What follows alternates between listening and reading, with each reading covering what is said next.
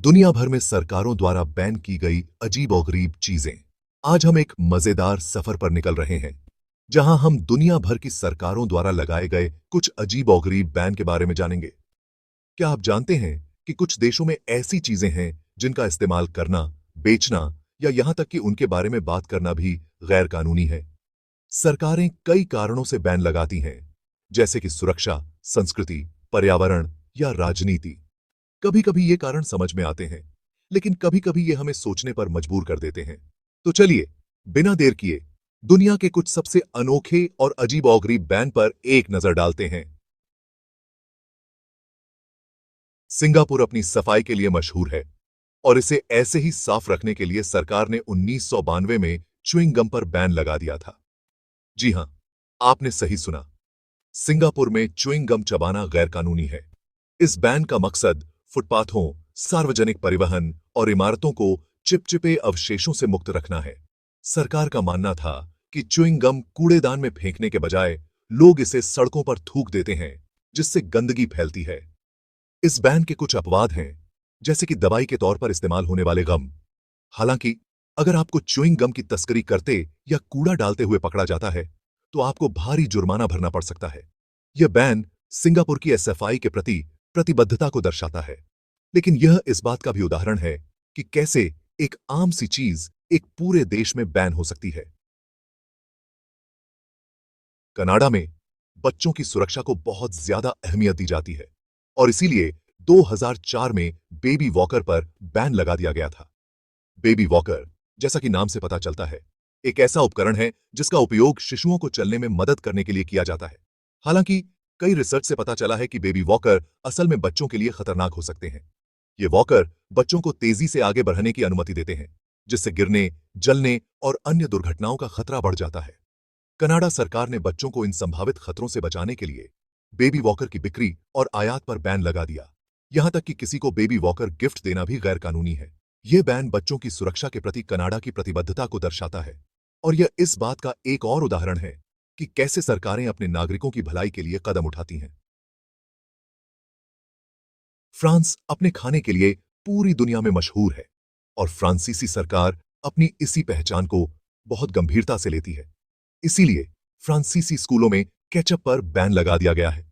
यह बैन बच्चों को पारंपरिक फ्रांसीसी भोजन का मजा लेने और हेल्दी खाने की आदतें डालने के लिए प्रोत्साहित करने के लिए लगाया गया था। सरकार का मानना था कि केचप, जो चीनी और नमक से भरपूर होता है, बच्चों के स्वाद को खराब करता है और उन्हें अनहेल्दी भोजन की ओर आकर्षित करता है। हालांकि इस बैन के कुछ अपवाद हैं। स्कूल कुछ खास डिशेस जैसे फ्राइज के साथ हफ्ते में एक बार केचप दे सकते हैं, लेकिन इसके अलावा फ्रांसीसी स्कूली बच्चे केचप से दूर रहते हैं। यह बैन फ्रांसीसी संस्कृति और परंपरा के प्रति उनकी प्रतिबद्धता को दर्शाता है और यह इस बात का एक और उदाहरण है कि कैसे भोजन एक देश की पहचान का एक महत्वपूर्ण हिस्सा बन सकता है। सऊदी अरब एक इस्लामी देश है जो इस्लामी कानून का पालन करता है।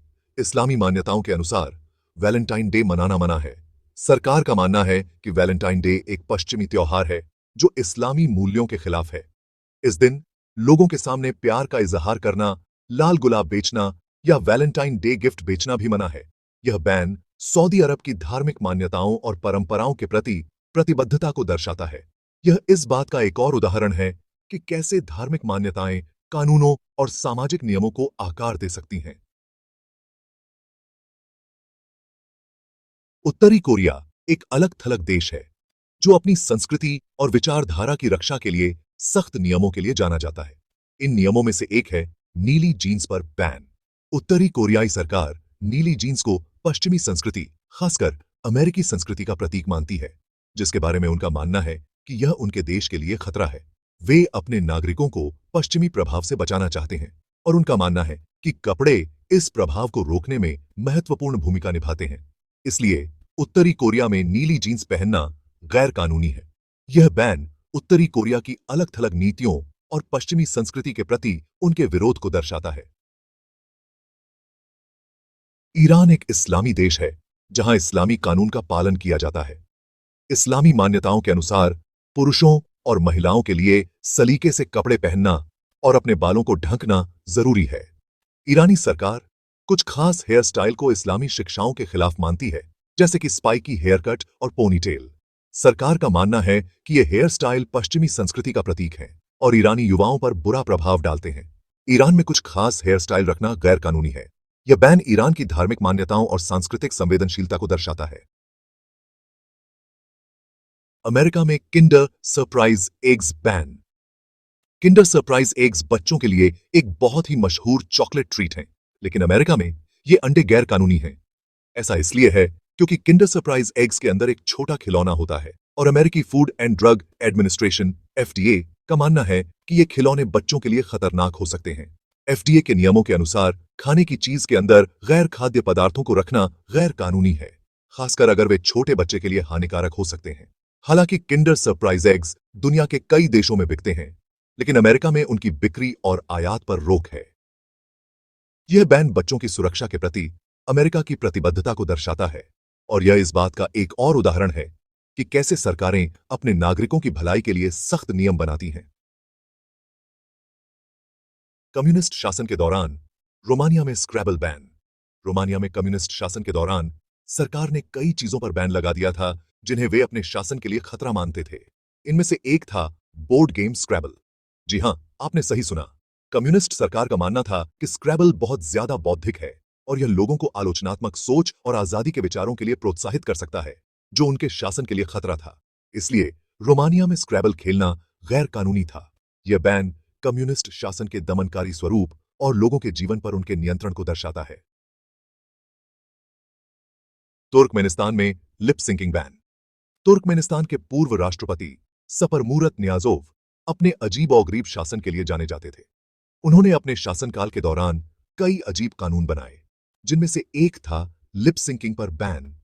नियाज़ोव का मानना था कि लिप सिंकिंग देश की संगीत संस्कृति के लिए हानिकारक है। वे चाहते थे कि लोग खुद गाएं और असली प्रदर्शन को बढ़ावा दें।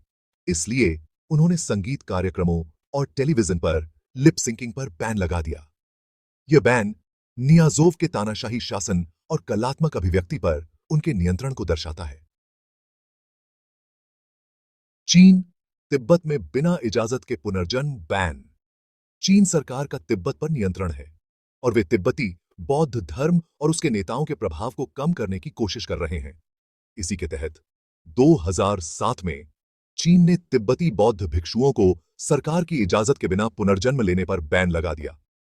यह बैन दलाई लामा के उत्तराधिकार को नियंत्रित करने के चीन के प्रयासों का हिस्सा है। दलाई लामा तिब्बती बौद्ध धर्म के सर्वोच्च धर्मगुरु हैं और चीन सरकार दलाई लामा के उत्तराधिकारी को नियंत्रित करके तिब्बत पर अपनी पकड़ मजबूत करना चाहती है। यह बैन चीन की धार्मिक आजादी के प्रति उपेक्षा और तिब्बती संस्कृति और पहचान को दबाने के उनके प्रयासों को दर्शाता है। दुनिया के अजीबोगरीब कानून। तो दोस्तों, ये थे दुनिया भर में लागू कुछ अजीबोगरीब और अनोखे बैन। हालांकि ये बैन हमें अजीब लग सकते हैं, लेकिन ये उन देशों की संस्कृति, मान्यताओं और प्राथमिकताओं को दर्शाते हैं जहां ये लागू हैं। कानून किसी देश के सामाजिक ताने-बाने का एक महत्वपूर्ण हिस्सा होते हैं और ये अजीब-ओ-गरीब कानून हमें दुनिया के अलग-अलग हिस्सों में लोगों के जीवन और सोच के बारे में एक दिलचस्प जानकारी देते हैं। क्या आपने ऐसे ही किसी और अजीब-ओ-गरीब बैन के बारे में सुना है? हमें नीचे कमेंट करके जरूर बताएं।